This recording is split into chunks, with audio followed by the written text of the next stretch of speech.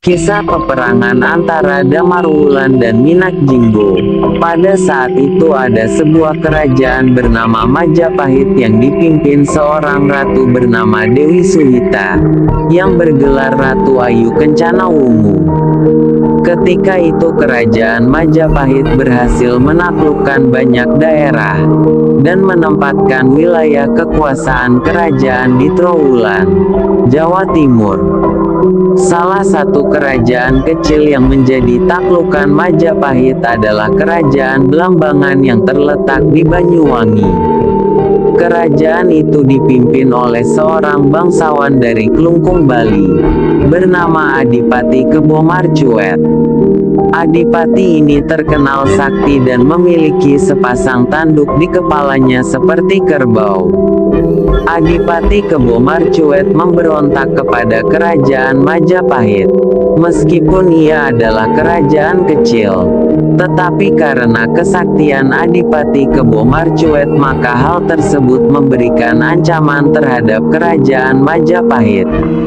Ratu Majapahit itu pun berupaya menghentikan ulah Adipati Kebo Marcuet dengan mengadakan sebuah sayembara. Jika ada orang yang dapat mengalahkan Adipati Kebo Marcuet, Ratu akan mengangkat dia menjadi Adipati Blambangan dan menjadikannya sebagai suami. Banyak sekali orang yang mengikuti sayembara tersebut, tetapi tidak satu pun yang berhasil mengalahkan sang Adipati. Hingga datanglah seorang pemuda tampan dan gagah bernama Jaka Umbaran, yang berasal dari Pasuruan. Ia adalah cucu Ki Ajah Pamengger yang merupakan guru sekaligus ayah angkat Adipati Kebo Marcuet. Rupanya, Jaka Umbaran mengetahui kelemahan Adipati Kebo Marcuet. Maka, dengan senjata pusakanya Gada Wesi Kuning, gada yang terbuat dari kuningan, dan dibantu oleh seorang pemanjat kelapa yang sakti bernama Dayun, Jaka Umbaran berhasil mengalahkan Adipati Kebo Marcuet. Ratu Ayu Kencana Wungu sangat gembira.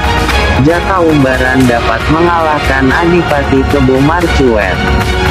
Sesuai dengan janji sang putri, Jaka Umbaran dinobatkan menjadi Adipati Blambangan dengan gelar Minak Jinggo. Tetapi, Ratu Ayu Kencana Wungu tidak dapat menepati janjinya yang kedua, dengan menikahi Jaka Umbaran. Karena akibat pertarungannya dengan Adipati Kebo Marcuet, wajah Jaka Umbaran menjadi rusak, badannya menjadi bongkok, dan kakinya pincang.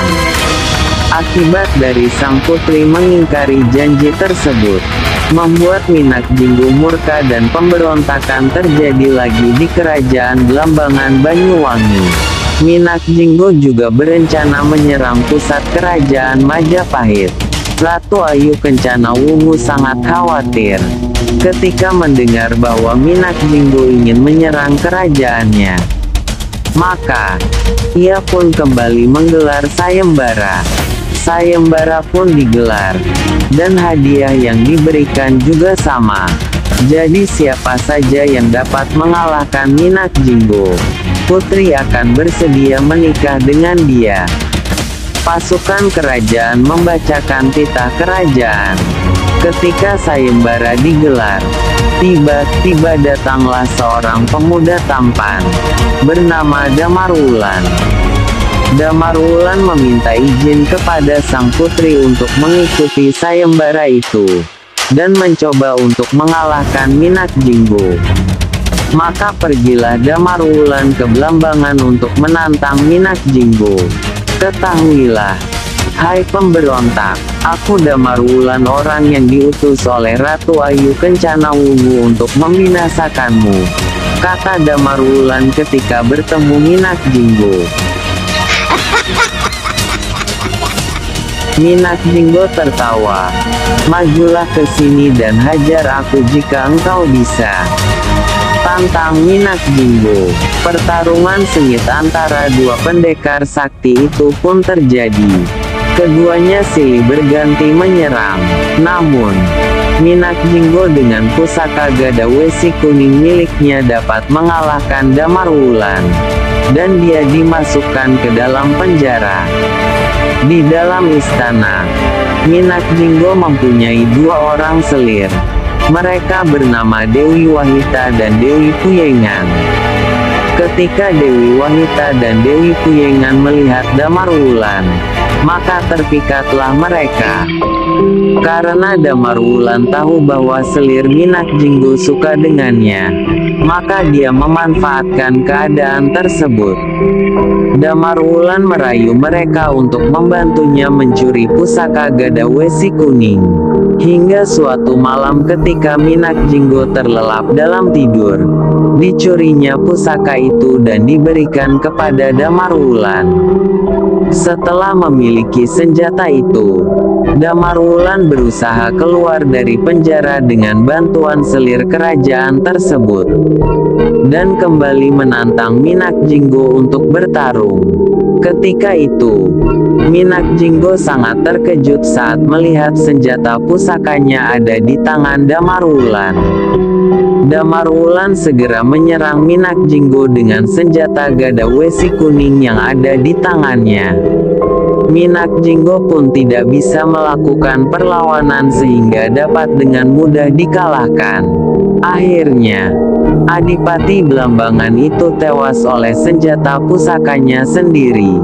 Damar Wulan memenggal kepala Minak Jinggo untuk dipersembahkan kepada Ratu Ayu Kencana Wungu.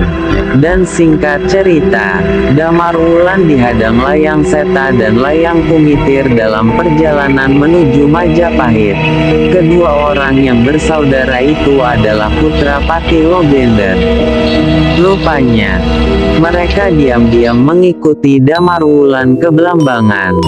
Saat melihat Damar Wulan berhasil mengalahkan Minak Jinggo, mereka hendak merebut kepala Minak Jinggo agar diakui sebagai pemenang sayembara. "Hai, Damar Wulan, serahkan kepala Minak Jinggo itu kepada kami," seru Layang Seta.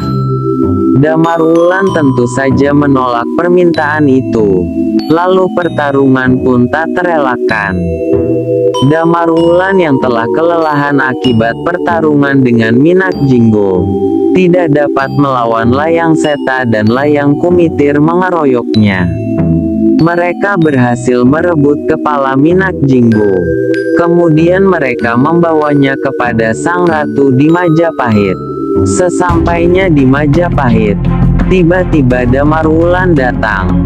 Damar Wulan menceritakan bahwa ia sebenarnya telah berhasil mengalahkan Adipati Blambangan, dan hendak menyerahkan kepada sang ratu. Tetapi di tengah perjalanan pulang ia diserang oleh Layang Seta dan Layang Kumitir, dan merebut kepala itu. Tentu saja Layang Seta dan Layang Kumitir tidak mengakui perbuatannya. Akibatnya mereka bertengkaran. Tidak ada yang mau mengalah di antara kedua belah pihak. Ratu Ayu Kencana Wungu pun menjadi bingung. Maka sang ratu meminta kedua belah pihak untuk bertarung.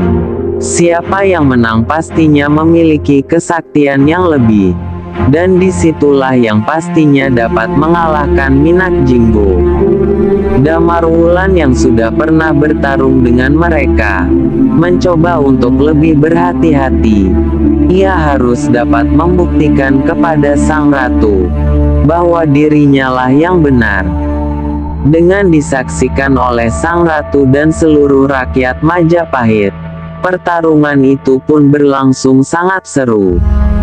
Kedua belah pihak mengeluarkan seluruh kekuatan masing-masing demi memenangkan pertarungan itu. Damar Wulan yang berhasil menemukan kelemahan Layang Seta dan Layang Kumitir, ia pun berhasil memenangkan pertarungan itu. Layang Seta dan Layang Kumitir pun mengakui kesalahan mereka, dan dimasukkanlah mereka berdua ke penjara. Sedangkan Damar Wulan pun berhak menikah dengan Ratu Ayu Kencana Wungu. Pesan moral Damar Wulan dan Minak Jinggo adalah, jangan suka ingkar janji karena akan menimbulkan dampak yang buruk. Dan jangan mempunyai sifat jahat, yakni suka merampas hak orang lain. Terlihat pada perilaku Layang Seta dan Layang Kumitir. Begitulah kisahnya. Cerita rakyat Nusantara dari Jawa Timur. Sekian dan terima kasih sudah menonton. Jangan lupa like, share, komen, dan subscribe.